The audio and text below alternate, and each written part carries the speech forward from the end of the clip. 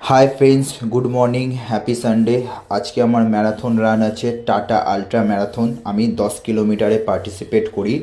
এটা সকাল সকাল আমি ড্রেস আপ করে বেরিয়ে যাই, তারপরে গ্রাউন্ডে গিয়ে একটা ছোট্ট ভিডিও করে নিই। তো আজকে আমার পারফরমেন্স আগের সপ্তাহের তুলনায় অনেকটাই খারাপ হয়েছে। আজকে আমার 10 কিলোমিটার কমপ্লিট করতে সময় লেগেছে 1 ঘন্টা 5 মিনিট।